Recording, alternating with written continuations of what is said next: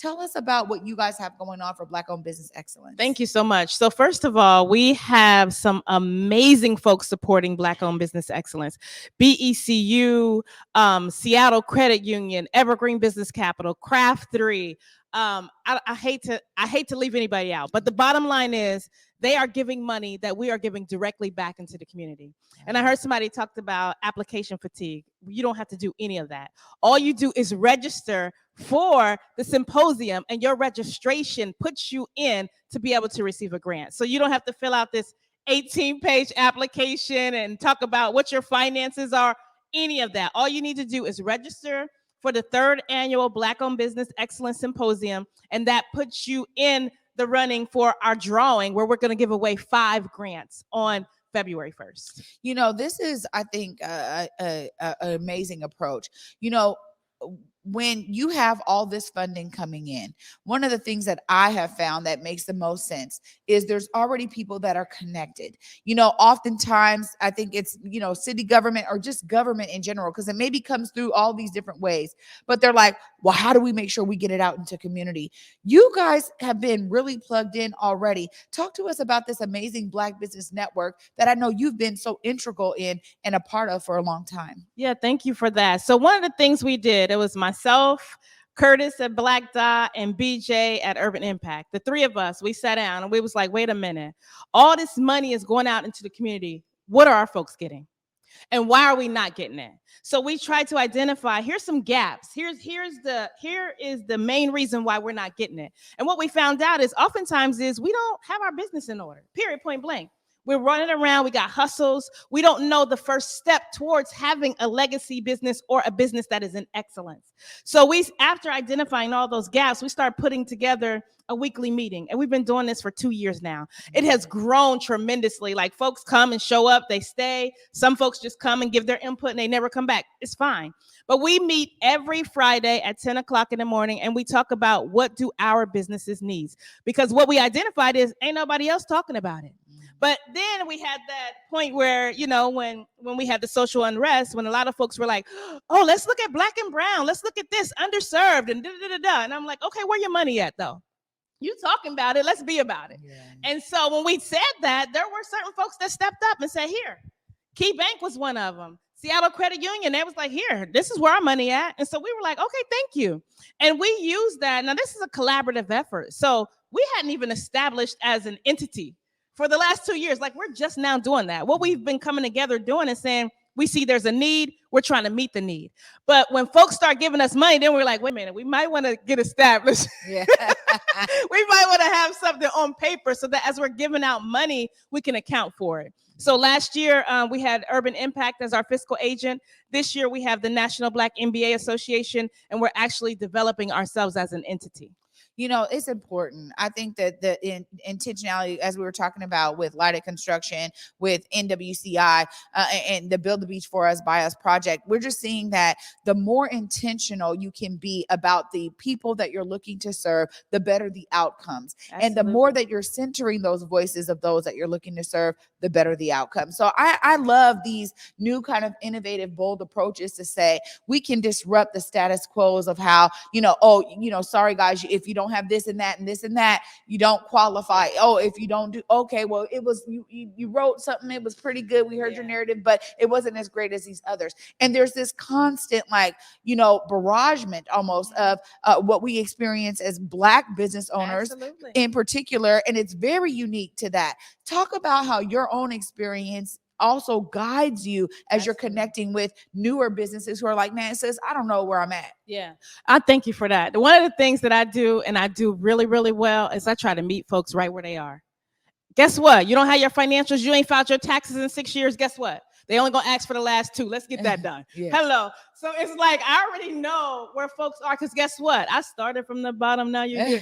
It ain't like I'm coming in here with all this knowledge because of, I did go to school. I do have a master's in business administration, but I've started from where a lot of folks are. So I'm not looking at you like, oh, you don't got that? Like, what is wrong with you? No, I'm looking at you like, that's okay. Let me help you. Let me walk you through to get you to the point where you can qualify for some of these other things. And so I think that's the biggest thing for me, coming from where I come from, which is the hood, which is coming from a place where I hustle hard and get to a place where I hustle smart, right? So I understand and I identify with the folks who we're helping. It's not like I'm coming from a different lens. I'm coming from, oh, that's where you at? Cool.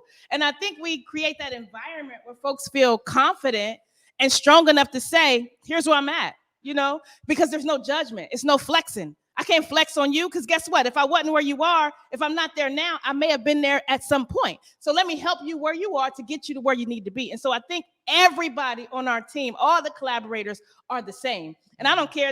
All of them don't look like us. Mm-hmm. Some are white. We have Hispanic. We have everybody.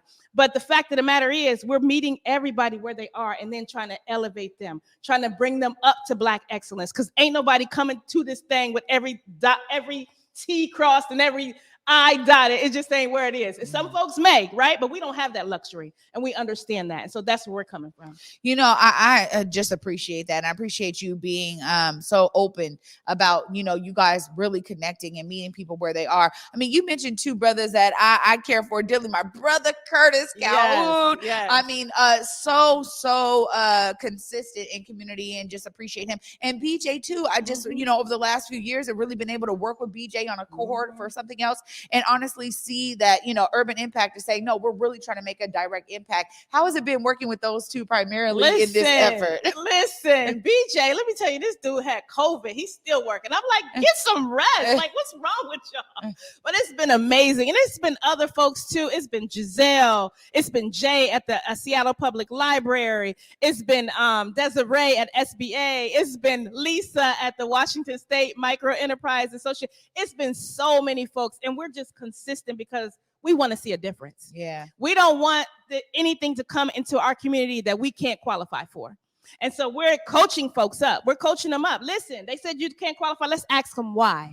Ain't just no no's coming into the community. It's like no and or not yet, right? So teaching them and coaching them on these are the things you need to do. Do you need help with doing that? Another thing, the Micro Business Development Agency. They are paying for accounting services. They are paying for you to get a bookkeeper to bring your books up to date. They're paying for tax preparation. They're paying for credit improvement, whether it's personal or business. So they have seen the need. They come to these meetings every week. So they said, okay, what do you need? We're going to pay for those services for your business because we understand that a lot of folks are working in their business and not working on their business. So let us take on that responsibility. So whatever those gaps are, we're really identifying them, working with the people. So when we're putting on events, we're putting the Black-owned businesses on the panels, right? So they can show you, listen, when I first started, there was somebody that said, when I first started, I had a sole proprietorship.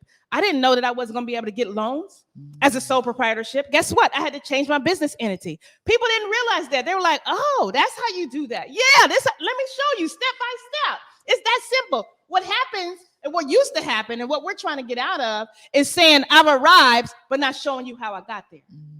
So if you show me how you got there, guess what, baby? I know how to follow your steps. I'll do the same thing, and I'm going to do it quicker, and I'm going to do the same, at least get to the point of Black-owned business excellence. Oh, my gosh. Well, you know what? This is beautiful. I want to make sure that our audience and our people know exactly how to plug in with you, how to register for this symposium, and be joining these calls on Fridays at 10 a.m. if they're able, because this sounds like you guys are really dispensing some phenomenal information that's necessary. We really are. The best way, the best resource, what we try to do is do like a community calendar. So we have everything in one place. So you can go to bit.ly, bit.ly/BOBI, which stands for Black-owned Business Excellence, BOBI 2021. So bit.ly/BOBI 21, BOBI 2021, sorry, because that's when we started formalizing our entity.